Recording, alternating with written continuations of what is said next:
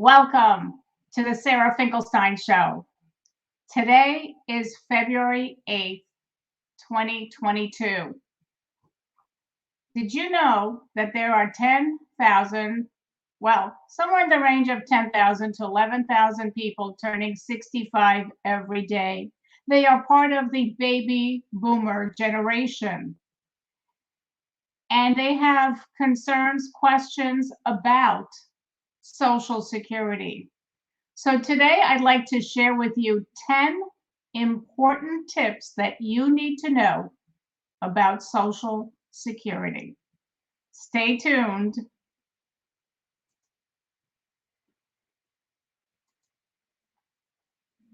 So the first thing is that Social Security was written into law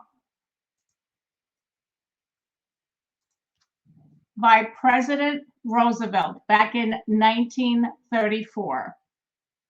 And the quote that he made as he signed the Social Security Act was, "We can never insure 100% of the population against 100% of the hazards and vicissitudes of life, but we have tried to frame a law which will give some measure of protection to the average citizen and to his family against the loss of a job and against poverty-ridden old age." So did you know that the Social Security Act happened under President Roosevelt? I'm just curious. So tip number one, what is your eligible age to collect? A lot of people don't really know what that specifically is. They just think that it may be 65 or 66, but it really depends. So let's move on.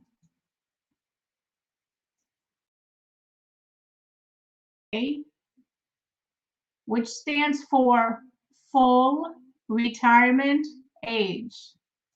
That is based on the year that you were born. So if you were born between 1943 and 1954, your full retirement age is age 66. And for each year thereafter, for the birth year, you could see that it's an additional 2 months added to full retirement age.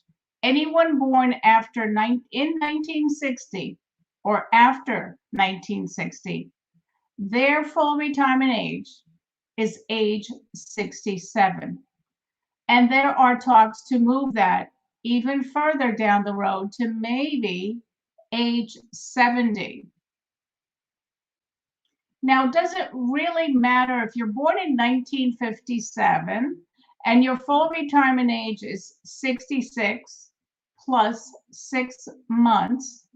Does it really matter if you collected earlier or later than that? And the answer is yes, it does matter.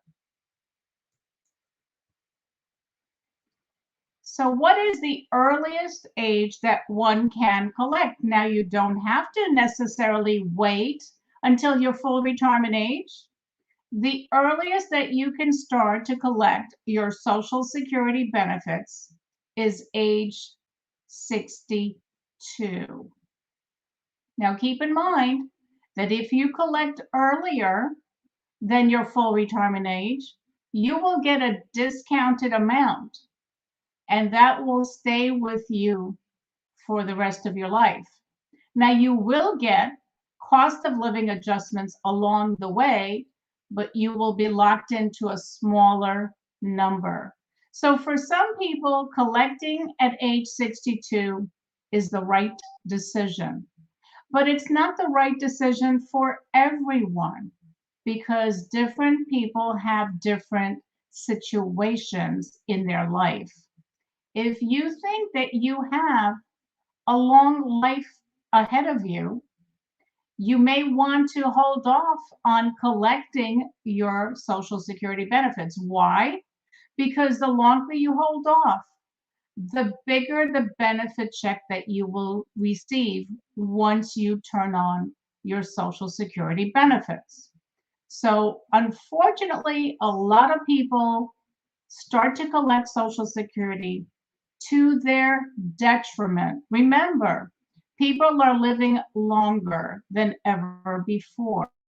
People are living 30 or 40 years in retirement. They're living into their 90s and even past 100.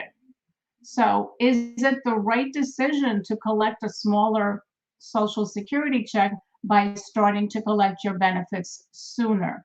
This is an important decision, and you should be working with someone who is knowledgeable about Social Security, because you will only have one opportunity to undo what you've done, and that only lasts 12 months.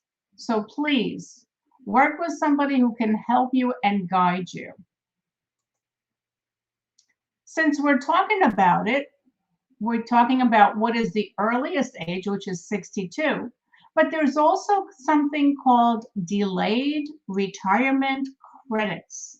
What that means is for each year that you hold off, that you delay collecting your Social Security benefits after you reach your full retirement age, you get an extra 8% guaranteed added to your benefit. Not only that, but you will also get the cost of living adjustments along the way.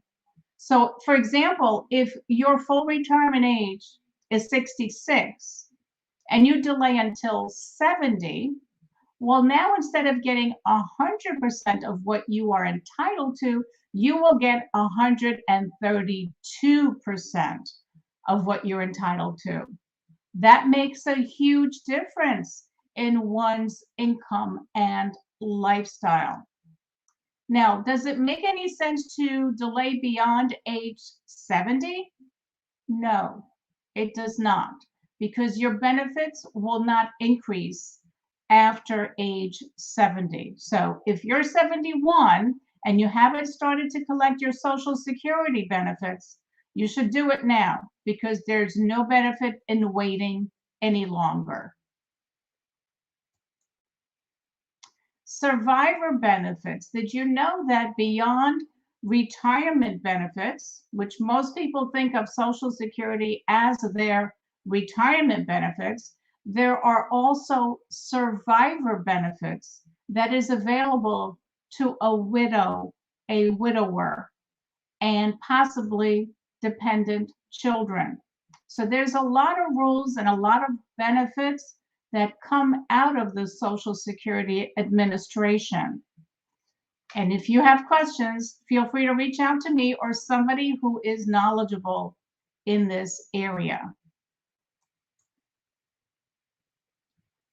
As a spouse, married spouse, you have an opportunity to collect spousal benefits.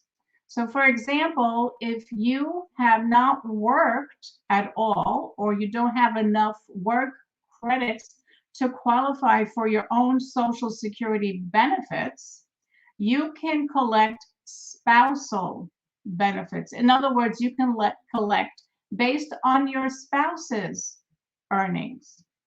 Now, your spouse does have to be collecting in order for you to collect your spousal benefit. And if you collect your spousal benefit at your full retirement age, you will get 50% of the working spouse's retirement benefits. I'm sorry, let me backtrack. You will get 50% of what they're entitled to at their full retirement age. That is called their primary insurance amount. So let's say, for argument's sake, your spouse's primary insurance amount at their full retirement age is $1,000 a month. That means that you're entitled to get 50%, $500, at your full retirement age. Now, of course, you don't have to wait until your full retirement age, but remember, if you do it earlier, you will get a smaller benefit check, and you'll be locked into that going forward. So these are important decisions to be made with wise thought and research.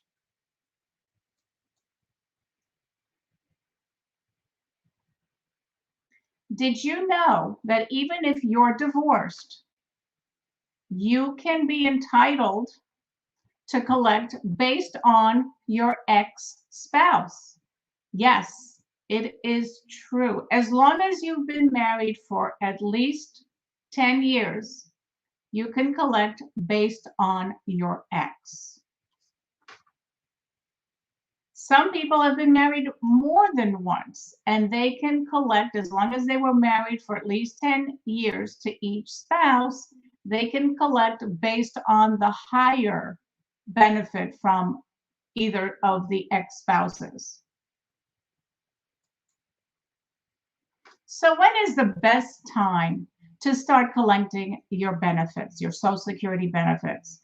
And it's not the same for everyone. And it's not 62 for everyone. For some people, yes, but not for everyone. If you absolutely need it, then 62 might be the right time for you. Or if you feel that you will not have a long life expectancy, well, then maybe 62 is the right age for you to start to collect. But I urge you not to start to collect just because it's available to you at age 62. Some people get their advice from their friends at the tennis court or the swimming pool. And may tell you, go ahead and collect. You're eligible, go ahead and just take it. Again, it's an important decision to be made. And preferably not necessarily with your buddies down at the tennis court. If you don't have yet created an account on socialsecurity.gov, please go ahead and do so. It'll show you what your estimated retirement benefits are. It'll show you what it is at age 62, what it is at your full retirement age, and what it will be if you delay and get your delayed retirement credits at age 70. So you can see black on white what those various numbers are, and that ought to help you make a wise decision about your Social Security. I talked about it before. Cost of living adjustments, also known as COLAs, are increases to your Social Security benefits.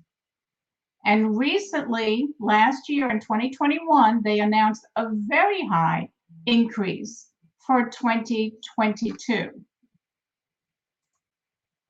The highest years with the highest, I should say that the years with the highest cost of living adjustments are 1975, 8%, 1980, 14.3%. You know why? Because we have tremendous inflation back then. 1981, 11.2%, 1990, 5.4%, 2008, 5.8%, and then this year, 2022, 5.9%. So when those cost of living adjustments are higher, that clues you in that inflation is also high. So are Social Security benefits taxed? In some cases, they are. Now, up until 1983, they were not taxed. And when President Roosevelt wrote it into law, he had no intentions of it ever being taxed.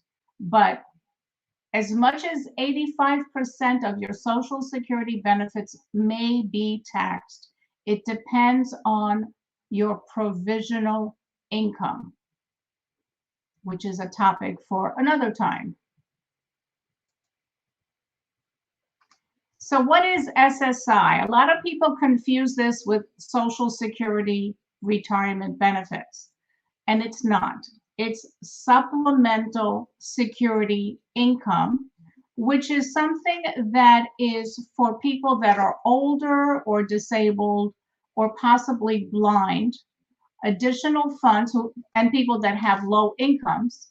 And these are additional funds to help them with housing costs and health costs and clothing.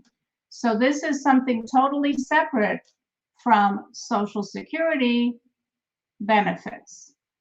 It's not to be mixed up with that. So that's a totally different program. And it does not come out of the Social Security Trust. It comes out of the general tax revenues.